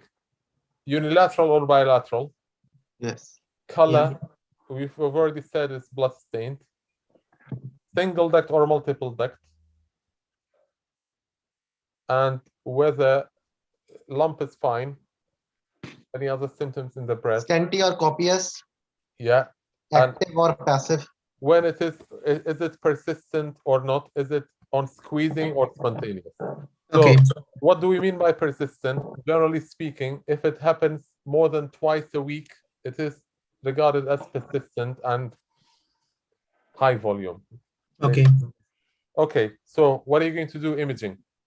Next. So I'll do a mammogram and ultrasound both together because she's more than 40, and I'll do an ultrasound as well, and accordingly stage her use staging and mammography finding to look for any underlying calcification or any underlying lump which is not palpable. Okay. And also Darren, ultrasound of you don't need to say a lot to be correct. Okay, you just need to be to the point. Okay. You do an ultrasound retroareolar region, especially if you haven't found any lumps in the clinical examination. Okay. I would get a retroareolar ultrasound and I would get a bilateral mammogram. Mammograms are usually, we do bilateral. Okay, I do a mammogram and I'll get a retroareolar ultrasound. And what about the fluid?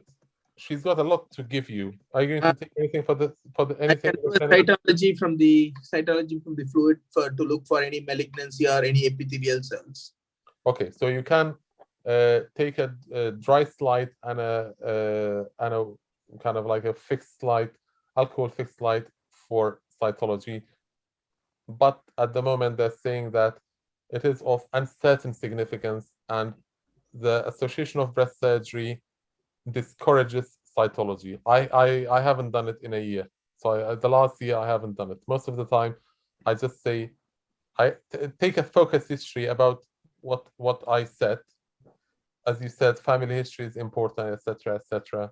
And then you ask about the nipple, the unilaterality, the single duct or not important. It's very important. If it's single duct and blood stained, it's very important. Then you do ultrasound and mammogram, and then you say, okay, I'll see you in 6 weeks, for example, or in 4 weeks. I'll see you when the scans are done. So you do the scans, and then the ultrasound shows a 7 millimeter papilloma under the nipple. How are you going to manage that? So 7 millimeter papilloma, I think I'll plan for a procedure. I think I'll consult the patient, put the patient in MDT first, discuss about the management plan, and if possible, we'll do a ductography to check whether is there any other papilloma? Is it one single papilloma? Is there any other multiple papillomas? And plan for microdocotomy. That will be the principle of management. And that will be a principle of management. Yeah. Microdecectomy. Okay. So MDT, ductography, and consent the patient for microdocotomy. Okay, ductography is very, very, very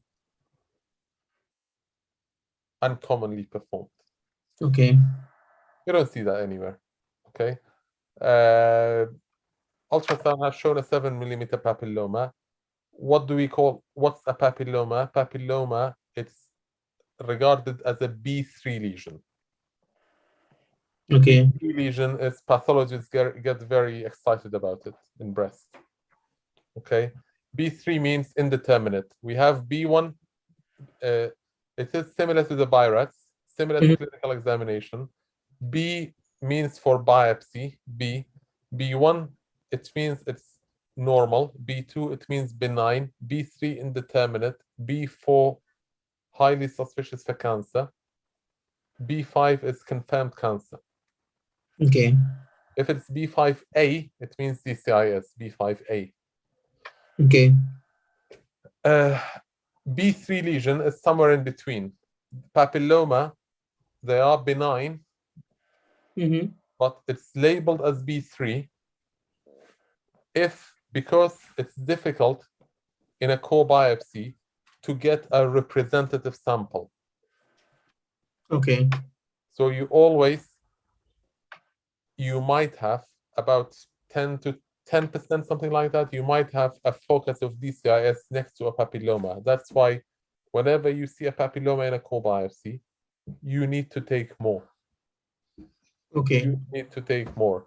So the answer should be biopsy first.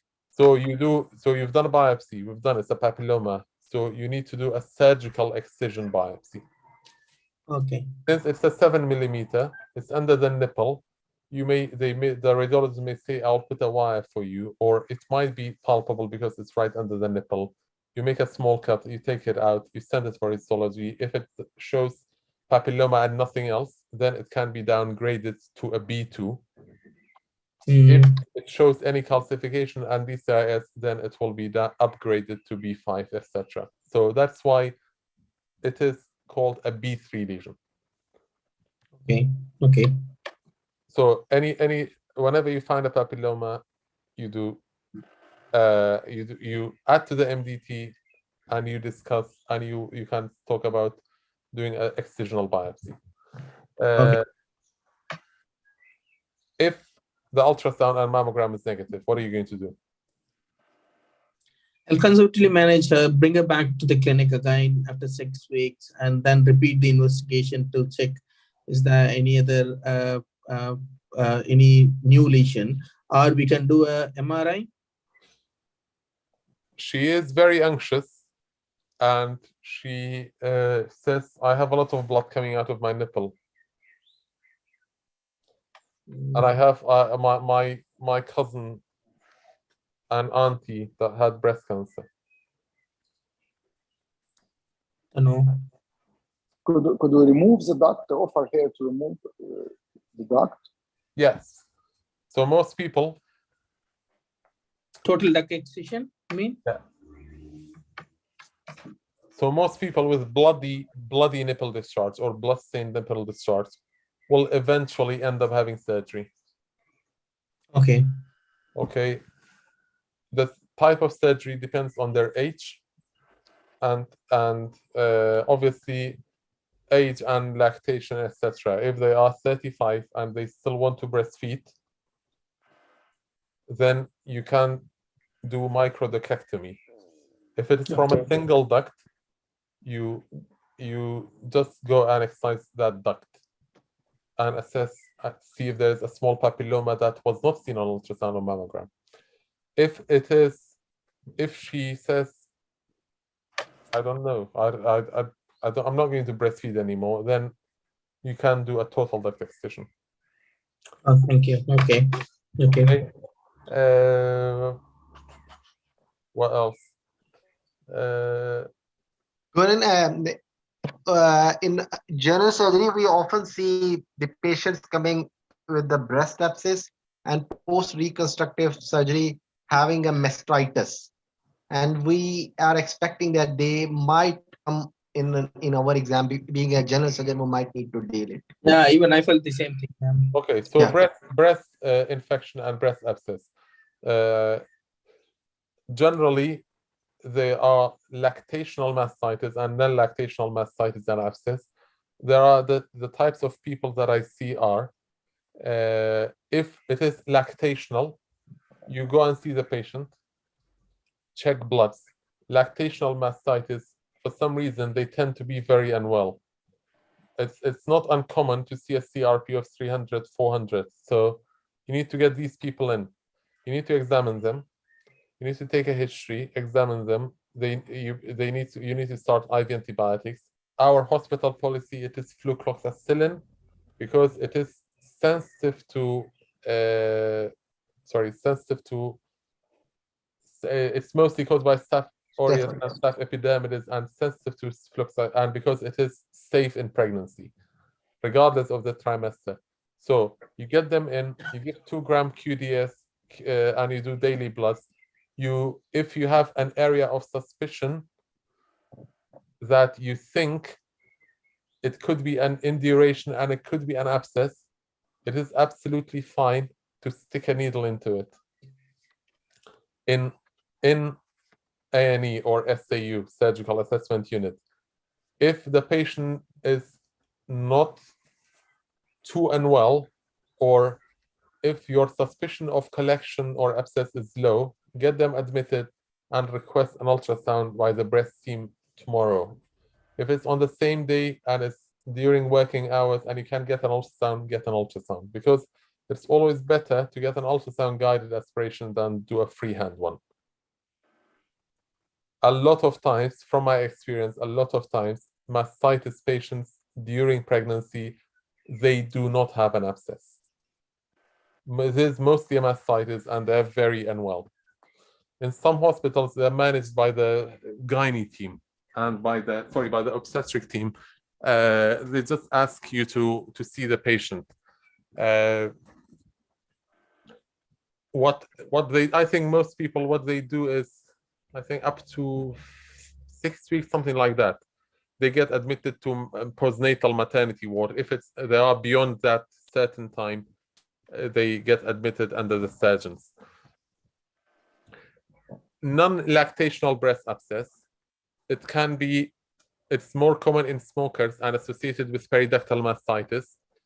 They almost always have an abscess very close to the nipple, and you just need to put a needle in it or do an ultrasound guided drainage. A lot of times it is multiple microorganisms, and adding an anaerobic cover is very helpful in these patients. Implant-related infection. Whenever you see a patient who's had an implant recently or in the last 2-3 months even, sometimes, the other day I saw a patient, she's had a recon in November and she's come in with an infection in May, for example. So it's very important, just say, I will involve breast team early. If I can get hold of the consultant in charge, I would get hold of the consultant in charge. These patients, the most important thing is you need to try and save the implant as much as possible, because some people had a recon and had radiation or maybe went on to have chemotherapy. The immunities come down, and that's why they got an infection 3-4 months afterwards. So these patients needs to be admitted, IV antibiotics. You need to involve microbiologists sometimes, because most hospitals they don't have an implant related infection protocol. If you have such a protocol, put them, because it's not Fluclox, it's something else. You may need to give them Tycongent or whatever, Domestos, whatever you have. These patients, and then needs to be admitted, involve breast team early, involve the surgeon, and you may need to do an ultrasound because they may need to aspirate something. If it is frank pus that's coming out of the aspirate, then unlikely to get away with antibiotics, and they may need to have an explantation. If you do an ultrasound and it says it's only the skin and there is no drainable collection, then you can always hope that they can get away with antibiotics only. But these are the general principles. A lot of times we see a lot of infected sebaceous cysts on the breast. Management is the same as the infected sebaceous cysts on the back. So drain in theaters, SAU, and the local anesthetic, do whatever you like. It's quite obvious. Goran, the next thing is, any patient who has got a probably you do a CT tab or you do a CT abdomen pelvis, to all of a sudden they come up and say that there is a light ignition, probably metastatic lesion from breast or something. So in that scenario, we do a CT chest, abdomen, pelvis, upper breast examination. Any specific things for the exam purpose? In what situation? When you things like probably bone meds from the I've seen people with post mastectomy 10 years, 15 years with bone meds. Yeah. So you incidentally found bone mets, for example. Yeah. You obviously you need to take a history. If breast cancer is the only cancer, then you add this. You need to take a history, do examination, see if there's any local recurrence, any lymph nodes, axilla, supraclavicular, etc. And then you add the patient to the MDT. You may need to do a tumor marker like CA15-3, calcium, vitamin D, add the patient to the breast MDT, and that's it. Discuss with the oncologist. Okay. So it is CA15-3 calcium bone profile. And it's important to know. It's important to know that whether they are on treatment or not, or whether they have finished their treatment. Are they on letrozole, for example, still, or they have finished their treatment? Okay. What is the role of CA15.3? How far it is sensitive? It is mainly used to monitor response to treatment. Someone has got a metastatic cancer, and they are on chemo. They're gonna measure at baseline, and then they measure later as well. So it is not for diagnosis. No, it's not for diagnosis. So okay. Question about lactation mastitis. So with some collection, could we drain it ultrasound guided only, or should we open it as an abscess anywhere? So the general rule in UK is we don't do surgical IND unless the skin is threatened. You can see the skin, there's a patch of gangrene or a patch of, or the skin is already blistering, or the abscess has already found its way out. Otherwise, always ultrasound guided drainage. Okay, thank you.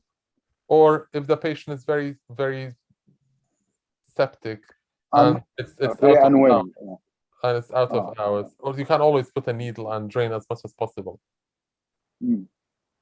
But the thing is, don't forget, when you do minimally invasive procedure to manage an abscess, they do almost always come back.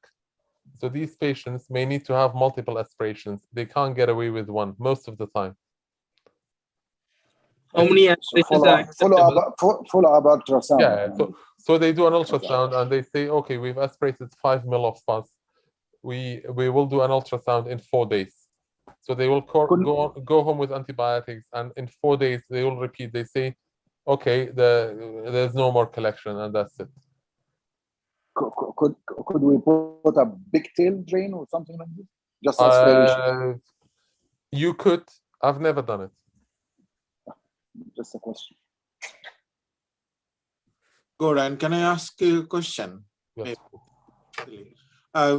See, if you get so we did a wide local excision and we found a cancer there, invasive cancer. If it is more than 1 millimeter, if there is less than 1 millimeter, you go back and excise them, isn't it? Re-excision. So the margin is there's a difference across the Atlantic.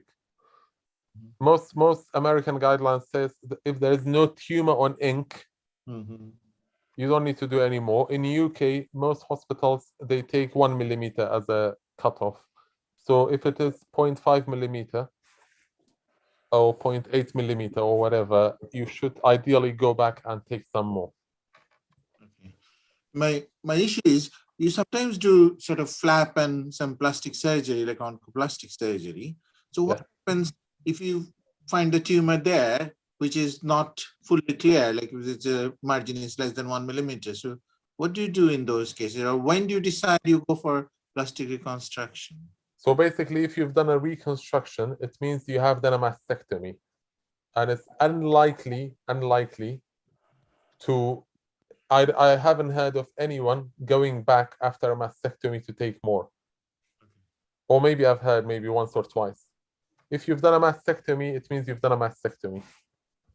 And you've done a recon. You're going to give radiotherapy. You're not going to go back and take more. Okay.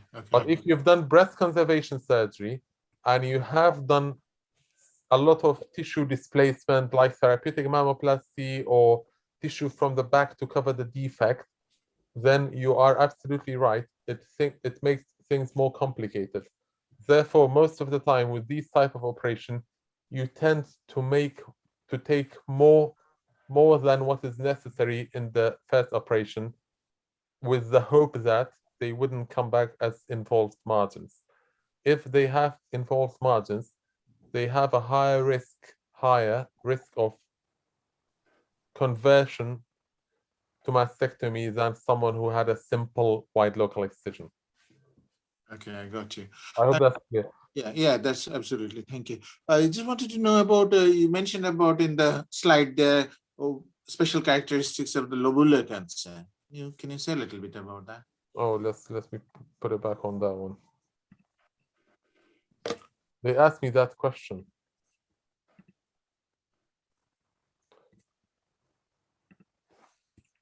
Okay, so is it Sanjay asking? Yeah. Okay, you're gonna answer this question. Read it out loud and just tell us the answer.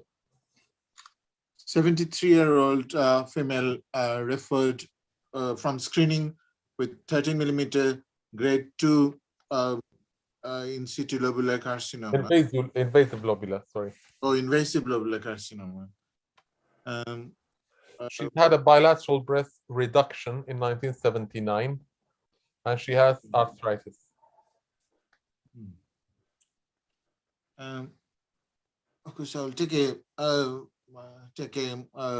focused history. If there's any symptoms at all, along with the past history of any breast problem, any breast pathology, and was the operation was just cosmetic or something else has happened, and I'll take the family history as well.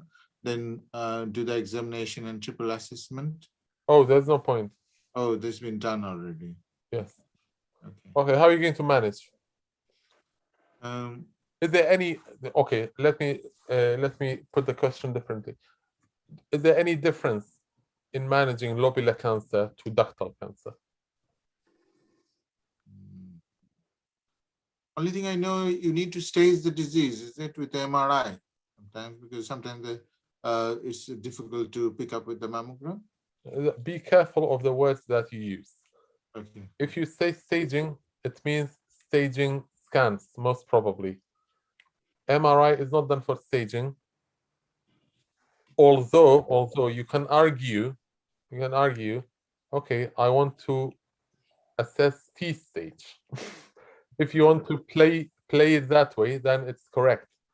I want to assess the T stage. So I want to assess the size of the cancer.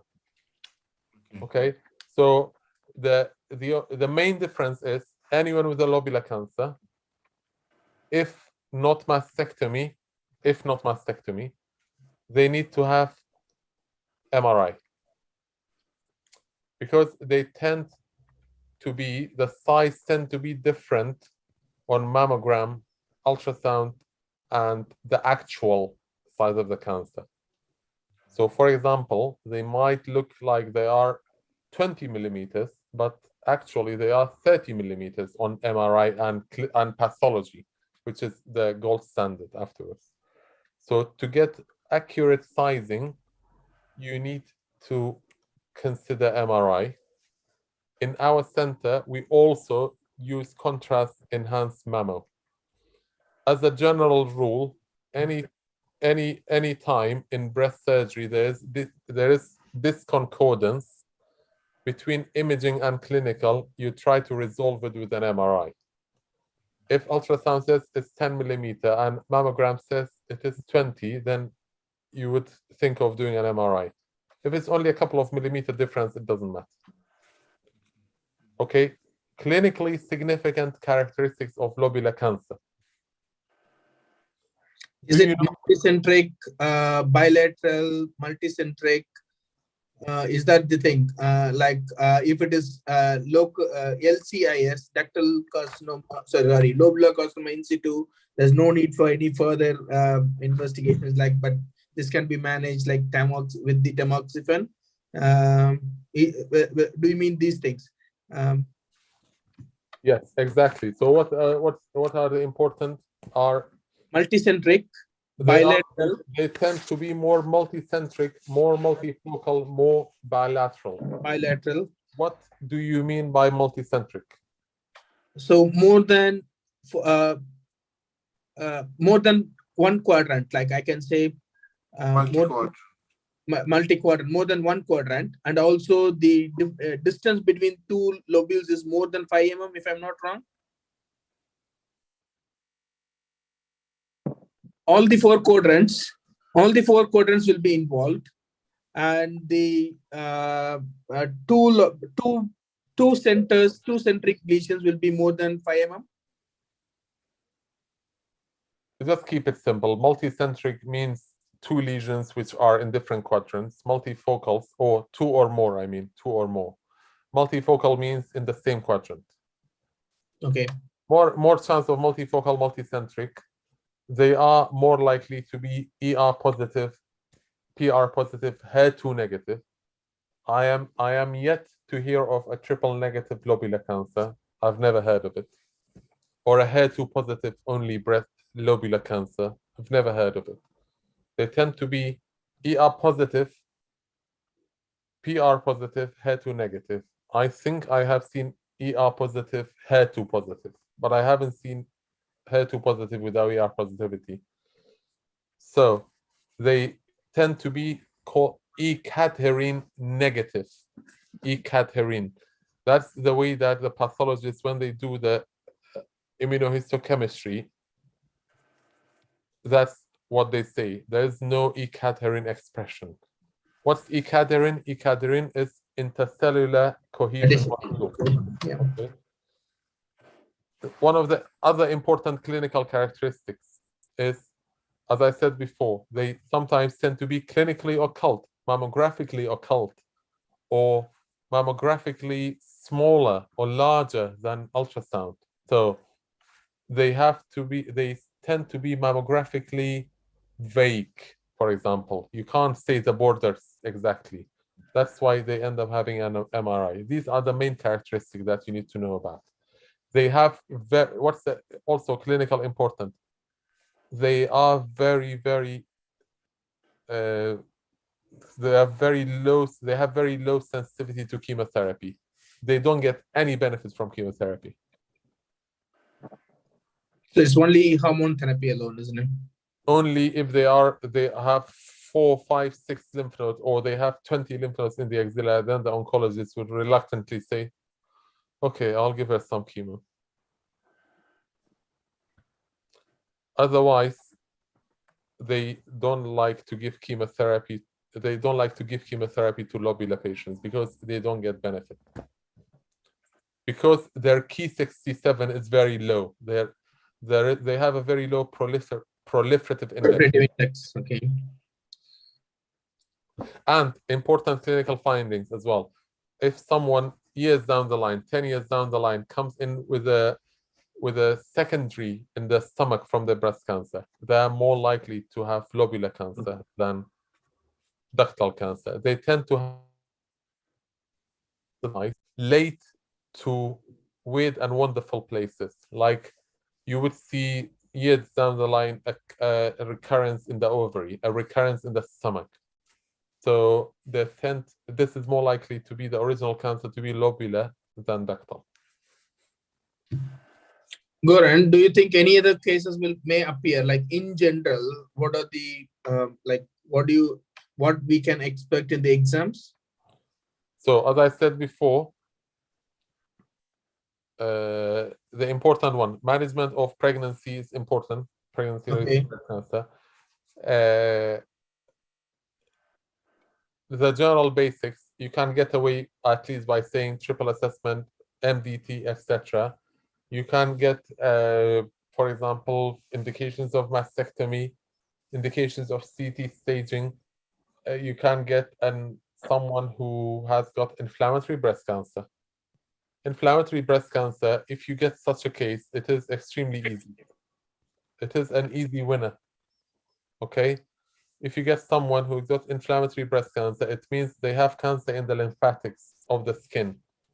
So it's already T4. We have a set standard to manage these patients. We rarely deviate from this, unlike any other type of breast cancer. It's like a protocol that we don't deviate from it. Anyone with inflammatory breast cancer gets neoadjuvant chemotherapy. Okay. Followed by mastectomy and clearance. There is no role for sentinel node or anything. Wide local excision and sentinel node biopsy in inflammatory breast cancer. None of them get reconstruction. It is not absolutely contraindicated. If someone is very young and they had a very good response to chemotherapy, you can always argue, okay, the patient is asking for it. That's it. It's It's something that can improve the quality of life and body image. I can give her reconstruction, provided that I tell her about the risks of the problem and the risks in the setting of having chemo, having an advanced cancer, etc., etc. But generally, we don't reconstruct them. All of them, they get mastectomy and clearance, and all of them, they get chest wall radiotherapy. So even after mastectomy, they get chest wall radiotherapy.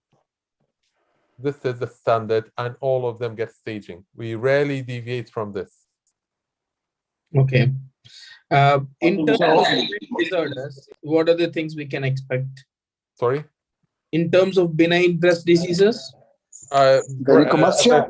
Breast abscesses, fibroadenoma, nipple discharge, gynecomastia in males. These are the main things. Shall we do some melanoma? Sorry?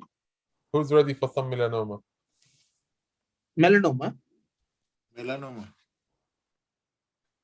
Okay, I think it's enough for today. Yeah, I think, yeah, you're extensive. That's the reason I wanted to wind off. Yeah, that's the reason I asked you, what are the things which you're going to, which we can expect. To all the people, those who attended, I think, Goran, are you happy to put up your email ID so that you can use this session as a Caesar, what is this? As a token of appreciation, we can send emails to your email ID, official email ID, that you had a teaching session with us. That would be great. Thank you. Saqib, Sanjay sir, Sendil, I'll ask Sendil to email you with a good email, or else we can make a standard format email and we can send you an official email. Just send one email with your attendance. Yes, yes. And just say that you've attended this class by me, and then we can arrange for another session. I treat a lot of skin cancers as well. So thank you. I will be happy. We can do a session about squamous, basal, and melanoma. These are commonly featured in the exam. Okay. Oh, that will be great. Yeah, sure. Winners. I think that will be it will be easy for us to prepare a single email and include all the emails, email IDs, copy all the email IDs. Is that okay, Saqib? Am I okay? Sanjay sir, what do you think? Yeah, I'm absolutely okay. And also my concluding remark would be also the same as everybody has. Thank you so much, Goran. It was a very nice session, very academic. This is a pleasure knowing you. Yeah. We learned a lot from you, especially we had a good rehearsal, we had a good drill, and it definitely added to our knowledge. My knowledge, at least, I know, I mean, it definitely cleared a lot of concepts of mine, especially the new adjuvant and these sort of things. More importantly, what's going on in UK, what is a common practice? You gave us a very detailed insight of that. Thank you very much for your time. You're welcome. It's a pleasure. We can always see each other. We'll get in touch with Varun, or Varun can get in touch with me when we can do the next one, if you want. Oh, thanks. No, for sure. If you're happy, we are more than welcome. Anyone can give a lecture. We are happy to listen. We are happy to. I don't want to do a lecture, but you wanted me to give. Yeah, we want some kind of drill like this. Yes. Okay. Fine. We can always do another session. We can do a mixture of Viva and teaching at the same time. Yeah, this is good actually. You know, that's the reason I made it as a discussion session rather than this thing. Goran, you can send your email ID to my WhatsApp. I can forward the email ID to in the group which we have, or you can put up in the chat box. I'm not able to look at the chat box. I don't know why it's not able to look at the chat box. Okay, I'm going to WhatsApp it to you. You can WhatsApp, or it's better you can put it. No, do you want it to be in the your personal email ID or official email ID? That's personal. It's fine as long as you say my name correctly. That's it. No, if it is to your NHS email ID, I think it will be still more better. Is it okay or? I don't mind either. I will send you the NHS as well. I think NHS will be better if I'm not wrong. Am I right, sir? Okay.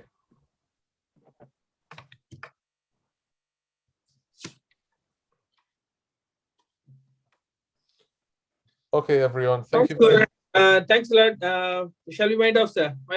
Isakib, shall we wind off? Yes, Thank yes, you. cure. Skin Thanks a lot. cancers. Skin Thank cancers you. will be my request. Sure. We'll do it at some time. I'll ask his presence, his availability, and then we'll do it for sure. Cheers. Bye-bye. Bye-bye. Bye-bye. Thank you. Bye. Thank you, everyone. Thank you. Thank you all. Thank you.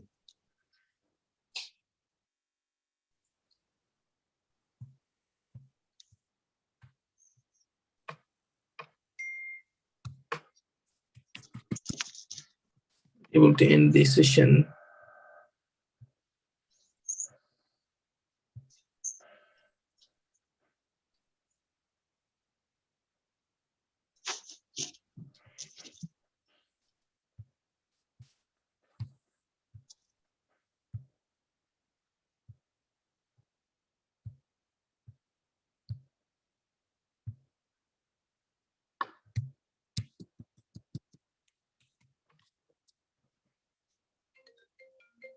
FRCS Saki.